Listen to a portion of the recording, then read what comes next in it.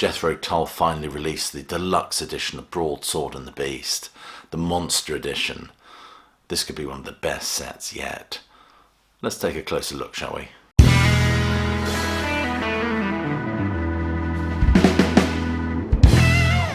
Welcome classic rock fans to an unboxing and review. If you're new to this channel, please do click like, subscribe, check that notification bell. It all helps feed the algorithm and it's always much appreciated.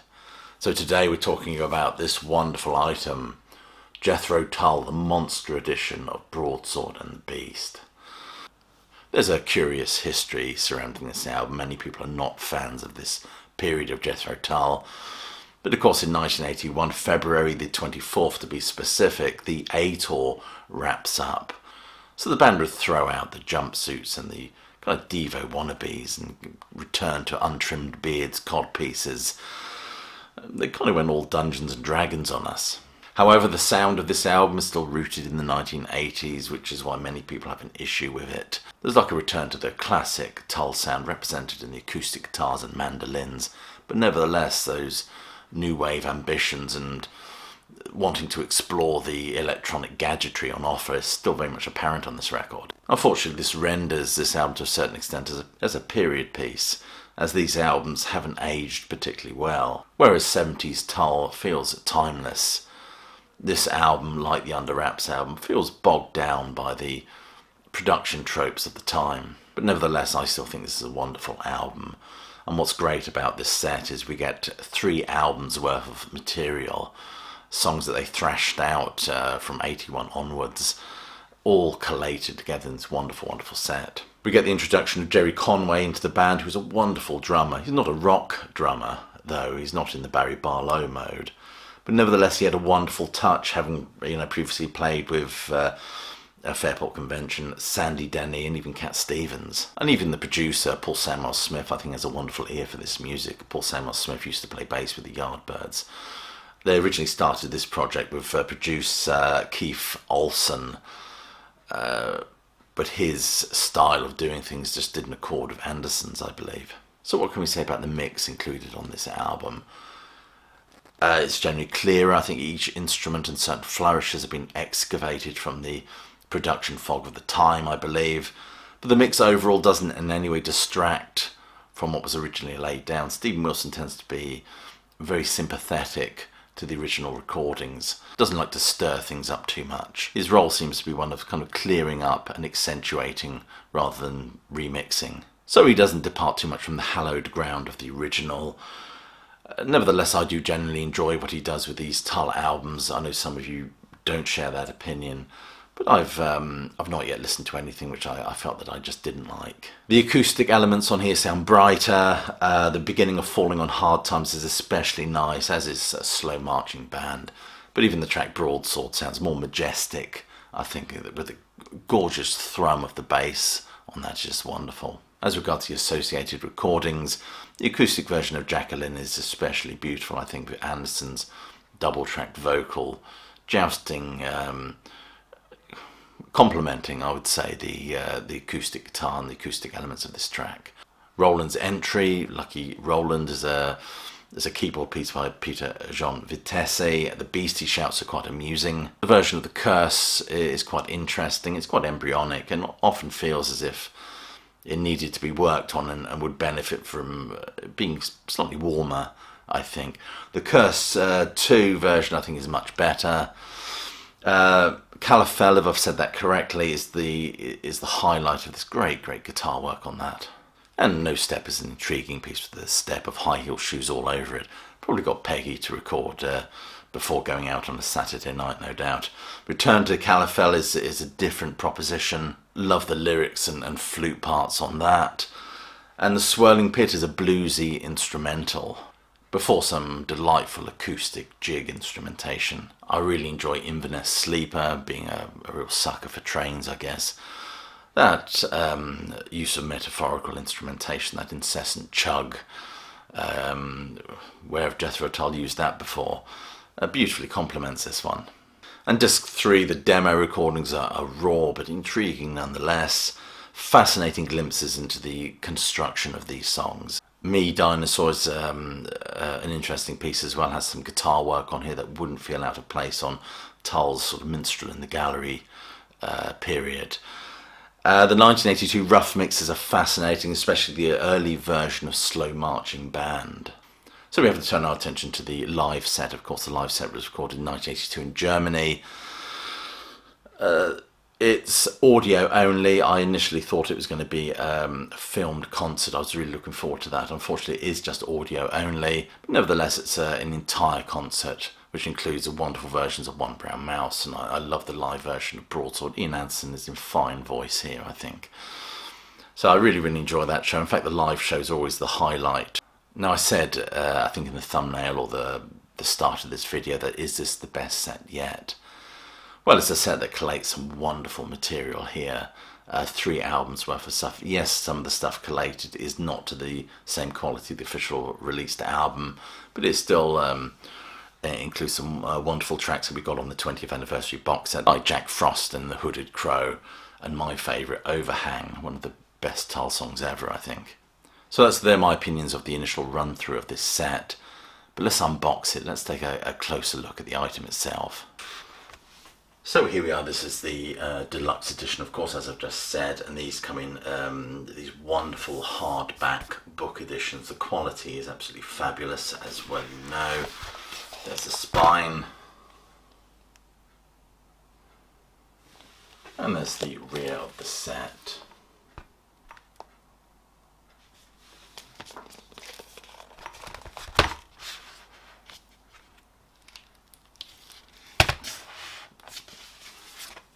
Superfluous packaging there. My only beef with this set are these plastic hook things that hold the discs in place. They're really fragile and break easily, and also a bit of a bugger to get out. He says doing it with ease. That's CD2. I've obviously put them back in the wrong order, but I don't think you mind.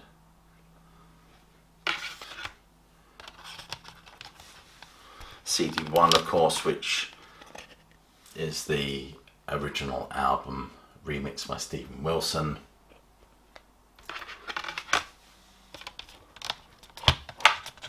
And CD3, if I can get it out. I think are the demo recordings or associated recordings, or one of the discs of.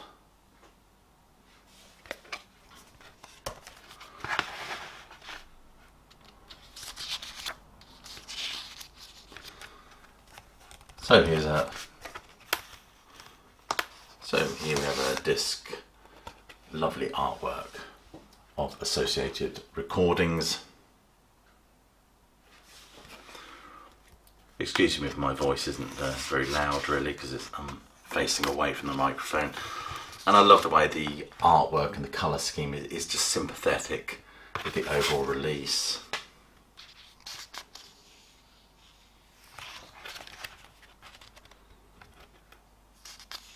And of course this album has absolutely fantastic artwork.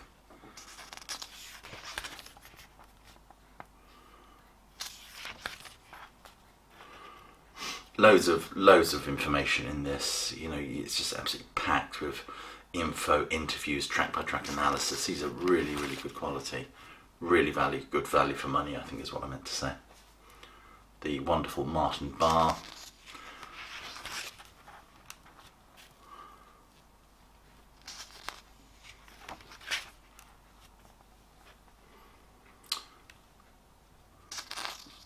Jean Vitesse.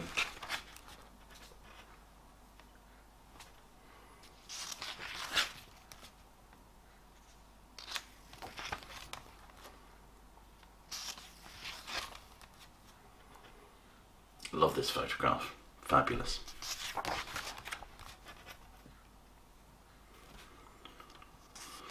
This guy is, of course, the a guy who produces the album. Used to play bass with the Yardbirds, believe it or not.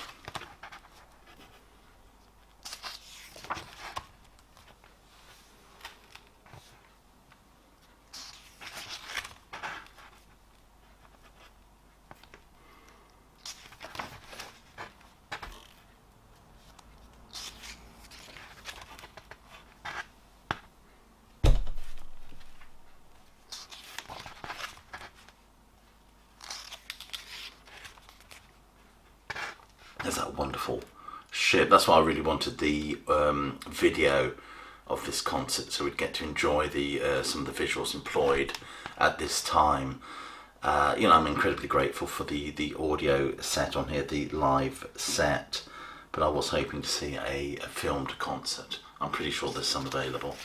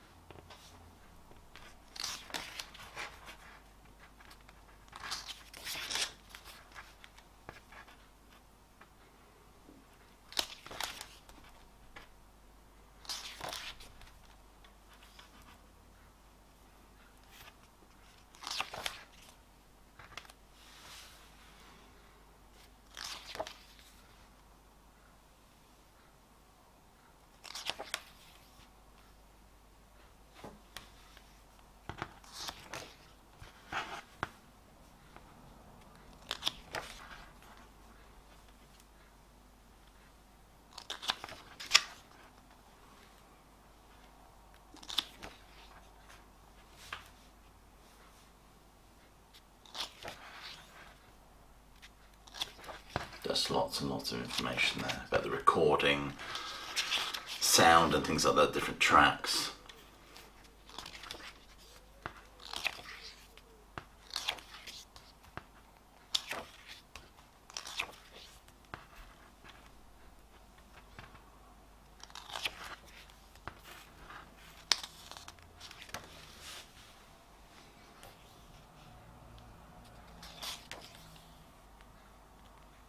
Fantastic artwork there, fantastic.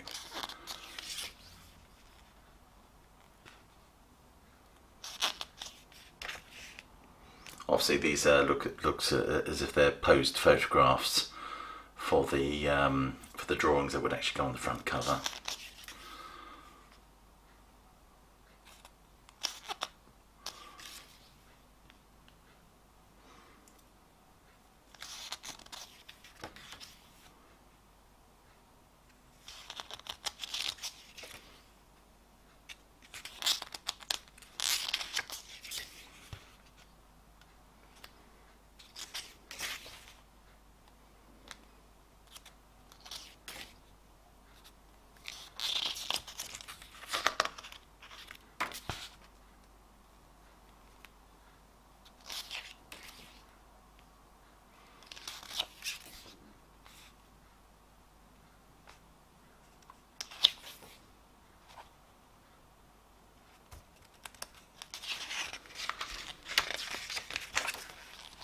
And this, of course, is the reproduction of the Tull brochure, which you would have purchased at the concerts. In the vinyl edition, I think you actually get the programme in its full size, but we'll be unboxing one of those tomorrow.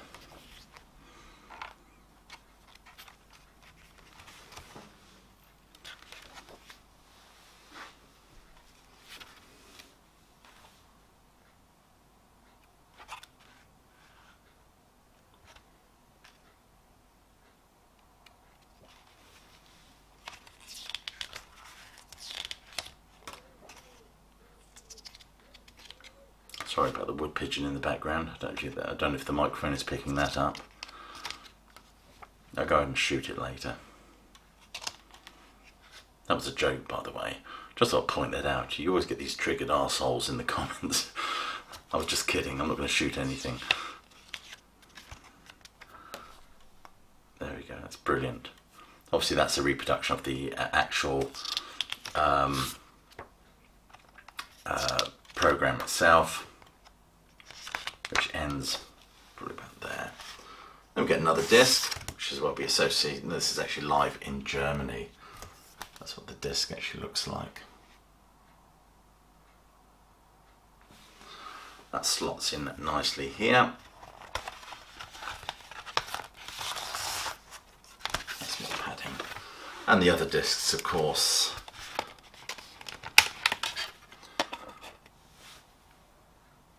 DVD 1.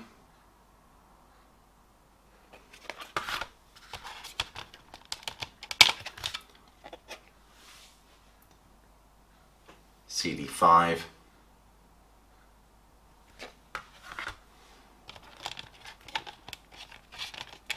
And CD 4. So there we are, that's Jethro Tull's Broadsword and the Beast, the Monster Edition. Will you be buying it? I will include a purchasing link just below this video, but do let me know in the comments what your intentions are regarding this set. I think it's worth every penny, quite frankly, but these deluxe editions always are. They're just remarkable. Anyway, thank you so much for watching. Please, I'll end with my closing catchphrase, which is, as you know, hope you're well, staying safe, and that you keep listening.